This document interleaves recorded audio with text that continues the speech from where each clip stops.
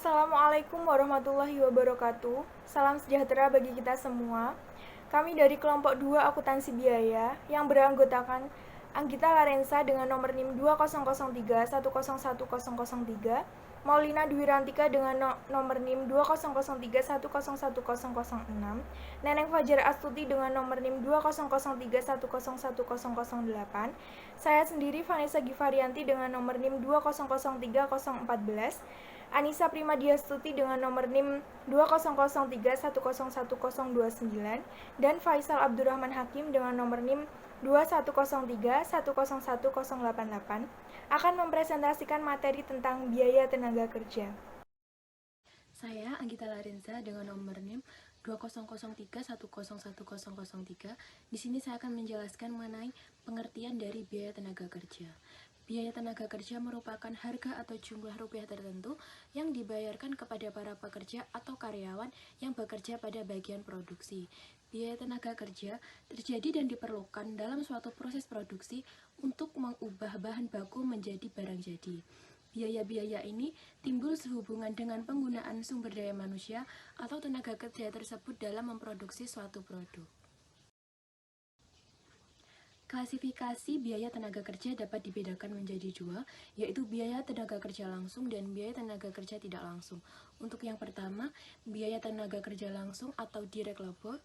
Biaya tenaga kerja langsung adalah biaya tenaga kerja yang dapat diidentifikasikan dengan suatu operasi atau proses tertentu yang diperlukan untuk menyelesaikan produk-produk dari perusahaan. Oleh karena itu, semua biaya tenaga kerja langsung dibebankan secara langsung kepada komponen-komponen dari barang jadi atau produk-produk yang dihasilkan. Untuk yang kedua, biaya tenaga kerja tidak langsung atau indirect labor. Biaya tenaga kerja tidak langsung adalah semua biaya tenaga kerja yang secara tidak langsung terlibat dalam proses produksi. Dengan demikian, biaya ini tidak dapat diidentifikasikan secara khusus kepada suatu operasi atau proses produksi tertentu. Biaya ini terdiri atas biaya-biaya tenaga kerja yang terjadi di dalam departemen-departemen pendukung atau service department, seperti departemen pembelian, departemen pemeliharaan, departemen pencatatan waktu, departemen pengendalian mutu. Pentingnya dan kesulitan dalam memisahkan biaya tenaga kerja langsung dan tidak langsung. Biaya tenaga kerja langsung harus dipisahkan dari biaya tenaga kerja lainnya, atau biaya tenaga kerja tidak langsung dengan alasan: 1. Agar informasi biaya yang dihasilkan dapat menunjukkan suatu biaya produk yang lebih tepat dan mempermudah pelaksanaan pengendalian atas biaya tenaga kerja. Untuk yang kedua, agar pengukuran efisiensi dari biaya tenaga kerja langsung berdasarkan kepada jumlah unit yang selesai, sedangkan dari biaya tenaga kerja tidak langsung tidak berhubungan dengan jumlah unit yang dihasilkan. Yang ketiga, untuk mempermudah alokasi biaya overhead pabrik seringkali dilakukan dengan menggunakan basis biaya tenaga kerja langsung atau jumlah jam tenaga kerja langsung. Apabila pemisahan tidak dilakukan, maka akan terjadi kesalahan dalam alokasi biaya overhead pabrik. Dengan alasan-alasan yang telah dikemukakan menunjukkan bahwa pemisahan antara biaya tenaga kerja langsung dan biaya tenaga kerja tidak langsung merupakan hal penting yang harus diwujudkan atas biaya tenaga kerja. Sistem biaya tenaga kerja. Kegiatan dalam sistem biaya tenaga kerja meliputi pencatatan waktu hadir, pembuatan daftar gaji dan upah, pembayaran, dan distribusi biaya tenaga kerja. Di sini saya akan menjelaskan mengenai pencatatan waktu hadir. Berdasarkan cara pembayaran yang dilakukan kepada karyawan atau pekerja, biasanya tenaga kerja dapat dibedakan atas dua kategori, yaitu tenaga kerja harian dan bagi mereka yang dibayar per hari atau berdasarkan jam kerja, dan tenaga kerja yang digaji secara bulanan. Pencatatan waktu untuk tenaga kerja harian sangat diperlukan karena jumlah imbalan jasa mereka adalah bersifat variabel berdasarkan catatan waktu. Sedangkan untuk biaya tenaga kerja yang digaji secara bulanan, pencatatan waktu ini berguna untuk menentukan pembayaran lembur. Pencatatan waktu hadir ini dapat memberikan data dasar bagi departemen atau bagian personalia untuk menghitung dan membuat daftar gaji dan upah. Dengan demikian, pencatatan waktu hadir ini mempunyai dua tujuan, yaitu yang pertama, menghimpun data yang dipakai sebagai dasar membuat daftar gaji dan upah. Untuk yang kedua, menghimpun data yang dipakai sebagai dasar untuk pendistribusian biaya tenaga kerja kepada berbagai tujuan biaya, seperti pekerjaan-pekerjaan, proses, departemen, dan pusat-pusat biaya. Saya, Anissa Prima Diastuti, akan menjelaskan tentang pembuatan daftar gaji dan upah. Sistem pembuatan daftar gaji dan upah meliputi rangkaian prosedur dalam mengumpulkan informasi gaji dan upah yang diperlukan untuk menentukan dan menghitung penghasilan bruto dan potongan-potongan, income check, dan melakukan pembayaran. Fungsi pembuatan daftar gaji dan upah dilakukan oleh bagian gaji dan upah. Tugas-tugas pokok dari bagian ini adalah menghitung gaji dan upah dalam jumlah bruto dan jumlah bersih, menyiapkan cek untuk setiap pegawai, dan membuat laporan kepada manajemen. Prosedur dalam pembuatan daftar gaji dan upah yang dilaksanakan oleh bagian gaji dan upah adalah sebagai berikut. Yang pertama adalah menerima data jumlah jam untuk tenaga kerja harian atau jam dan tenaga kerja yang digaji secara bulanan. Yang kedua adalah menerima data-data perubahan dalam tarif gaji dan upah, bonus, premi, lembur, dan data lainnya dari bagian personalia. Yang ketiga adalah menerima data-data mengenai perubahan dalam pemotongan gaji dan upah. Yang keempat, menghitung gaji bruto dan gaji bersih, dan upah bruto dan upah bersih. Yang kelima, menyusun daftar gaji dan upah yang menunjukkan nomor pokok pegawai, nama pegawai, jumlah hari, jumlah jam kerja normal, jumlah jam kerja lembur, jumlah jam yang dipekerjakan untuk pekerjaan dan proses, tarif gaji dan upah pegawai, jumlah penghasilan bruto, dan lain-lain. Yang keenam adalah mengirimkan daftar gaji dan upah sebagai keuangan atau bendaharawan sebagai dasar pembayaran. Selanjutnya ada prosedur pembayaran. Bagian keuangan atau bendaharawan meneliti daftar gaji dan upah yang diterima dari bagian gaji dan upah. Berdasarkan kepada daftar gaji dan upah yang telah diperiksa, bendaharawan melakukan pembayaran gaji dan upah, membuat dan menyetujui bukti kas keluar atau cash payment voucher. Para pegawai menandatangani daftar gaji dan upah sebagai bukti pembayaran. Pembayaran gaji dan upah kepada pegawai diberikan dalam amplop gaji dan upah. Bukti kas keluar bersama dengan daftar gaji dan upah kemudian dikirimkan ke bagian akuntansi biaya. Selanjutnya, yang keempat adalah distribusi biaya. Fungsi distribusi biaya tenaga kerja merupakan tanggung jawab dari bagian akuntansi biaya dan sangat erat hubungannya dengan fungsi bagian upah dan gaji.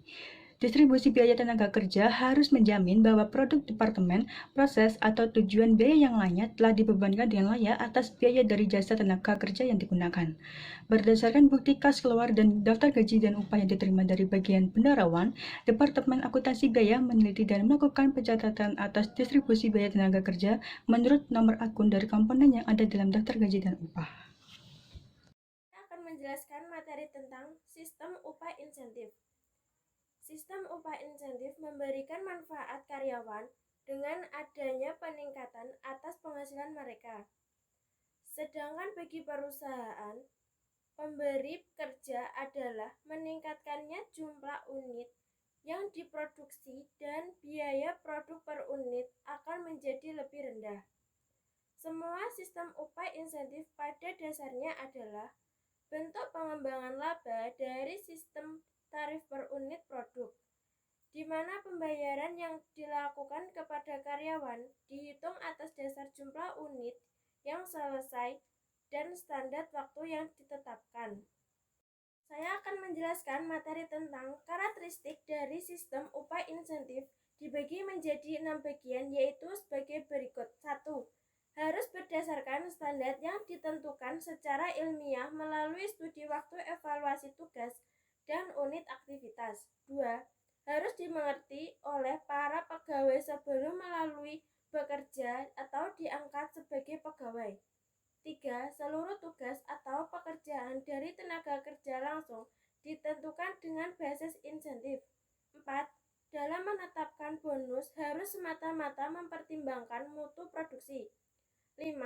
Yang telah ditetapkan seharusnya tidak diubah kecuali ada perubahan metode. 6. Suatu imbalan jasa yang tinggi harus dibayar untuk berhasil bekerja yang melebihi standar. Selanjutnya, saya akan menjelaskan materi tentang sistem tarif per unit produk, yaitu pembayaran upah dengan tarif yang lebih tinggi daripada tarif apabila subproduk melebihi standar yang telah ditetapkan. Namun demikian, para pekerja tetap dibayar dengan tarif upah berdasarkan sekalipun mereka tidak menghasilkan unit produk sama sekali. Selanjutnya, sistem bonus 100%. Dalam sistem ini, standar dinyatakan dalam waktu dan kuantitas atau jumlah unit keluaran. Tarif upah standar per unit dalam bentuk uang diganti dengan jumlah waktu standar yang diperkenankan untuk menyelesaikan suatu pekerjaan atau unit produk. Apabila seorang pekerja menghasilkan jumlah produk dalam waktu standar atau kurang, maka pekerja tersebut dibayar dengan waktu standar dikali tarif dasar per jamnya. Selanjutnya, sistem bonus kelompok.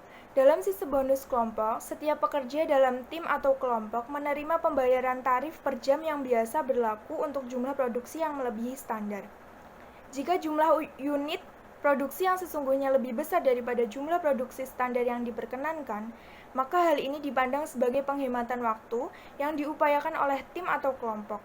Dengan demikian, masing-masing pekerja akan menerima pembayaran bonus untuk waktu yang dihemat dengan tarif dasar mereka. Baik, di sini saya akan menjelaskan tentang akuntansi biaya tenaga kerja. Di samping gaji dan upah normal atau pokok yang dihitung berdasarkan jumlah jam kerja normal atau jumlah unit yang dihasilkan, masih terdapat elemen-elemen lainnya yang juga merupakan biaya tenaga kerja, seperti upah lembur dan premi lembur, dan biaya-biaya lainnya yang berhubungan dengan tenaga kerja. Upah lembur dan premi lembur sehubungan dengan kerja lembur yang dilakukan karyawan produksi atau tenaga kerja langsung. Penghasilan para karyawan tersebut meliputi dua elemen biaya, yaitu upah lembur dan premi lembur. Penghasilan lembur ini dibayar kepada karyawan yang bekerja melebihi jumlah kerja normal, yaitu 8 jam per hari atau 40 jam per minggu. Tarif lembur biasanya lebih besar daripada tarif normal. Baik, selanjutnya ada bonus. Bonus merupakan suatu pembayaran insentif kepada para pekerja atau karyawan yang dimaksudkan untuk meningkatkan produktivitas dan memberi imbalan terhadap peningkatan produktivitas tersebut. Pembayaran bonus dapat merupakan suatu jumlah yang ditetapkan lebih dahulu per pegawai atau per kelompok pekerja, suatu persentase dari laba atas dasar gaji atau tarif upah. Bonus dapat menjadi biaya produksi, biaya pemasaran, serta biaya umum dan administrasi, tergantung kepada siapa bonus tersebut dibayarkan. Bonus biasanya akan dibayarkan pada akhir tahun, maka dari itu pembebanan atas biaya ini dilakukan secara bulanan. Sebagai contoh ilustrasinya, anggaplah pembayaran bonus akhir tahun yang direncanakan adalah sebesar 480 juta. Ayat jurnal yang dibuat untuk mencatat biaya bonus bulanan selama tahun tersebut adalah sebagai berikut. Biaya overhead pabrik sebesar 400.000. Utang bonus sebesar 400.000. Adapun ayat jurnal yang dibuat untuk mencatat pembayaran bonus di akhir tahun adalah sebagai berikut. Utang bonus di sebelah debit senilai 4.800.000 dan kas di sebelah kredit senilai 4.800.000. Baik, selanjutnya materi akan disampaikan kepada rekan saya. Terima kasih. Ya baik, saya akan melanjutkan slide presentasi dari kelompok kami, Maulina. Sebelumnya, perkenalkan, nama saya Faisal Abdurrahman Hakim dengan NIM 21013101088. Di sini saya akan melanjutkan materi tentang akuntansi biaya tenaga kerja. Honor cuti. Biasanya di perusahaan, para karyawan menerima pembayaran honor cuti setelah masa kerja tertentu. Biasanya ini tidak dibebankan ke akun barang dalam proses karena dalam periode waktu cuti, para karyawan tidak merupakan tenaga kerja yang produktif. Dengan demikian, biasanya honorarium cuti bukanlah termasuk biaya tenaga kerja yang langsung dan dicatat atau dibebankan selama 1 tahun itu dengan menerbitkan akun biaya overhead pabrik dan mengkredit akun honor utang cuti. Lalu berikutnya adalah pensiun. Program pensiun merupakan suatu upaya dari perusahaan untuk memberikan jaminan di hari tua bagi seluruh karyawan. Untuk melaksanakan program kesejahteraan dalam bentuk jaminan, penghasilan hari tua atau pensiun tersebut diperlukan sebuah dana pensiun. proses pembentukan dana pensiun ini dapat berasal dari para karyawan dan atau dari perusahaan. Dana yang berasal dari perusahaan merupakan biaya bagi perusahaan, yaitu sebagai biaya pensiun. Biaya ini merupakan elemen biaya tenaga kerja yang penting dan dipengaruhi oleh beberapa faktor. Yang pertama adalah jumlah karyawan yang akan pensiun dalam 1 tahun. Yang kedua, jumlah yang akan dibayar kepada tiap karyawan yang pensiun. Yang ketiga, jangka waktu rata-rata dari pembayaran jaminan pensiun. Keempat, pendapatan yang diperoleh dari investasi dana pensiun. Yang kelima adalah biaya administrasi. Yang keenam, cara mengatur jaminan pensiun bagi karyawan yang berhenti dari perusahaan sebelum mencapai usia pensiunan. Biaya pensiun dapat dikelompokkan sebagai biaya overhead pabrik. Beban pemasaran atau beban umum dan administrasi bergantung kepada klasifikasi dari para pekerja atau karyawan tersebut. Perhitungan atas biaya pensiun kontribusi dan jaminan pensiun merupakan hal yang cukup kompleks dan rumit. Oleh karena itu, masalah ini biasanya ditangani oleh pakar yang dikenal dengan sebutan aktuaris. Para aktuaris adalah profesional-profesional dalam masalah yang menyangkut harapan hidup yang tercermin dalam program pensiun dan asuransi jiwa. Baik, sekian presentasi dari kelompok kami. Ada kurang lebihnya kami mohon maaf. Terima kasih. Wassalamualaikum warahmatullahi wabarakatuh.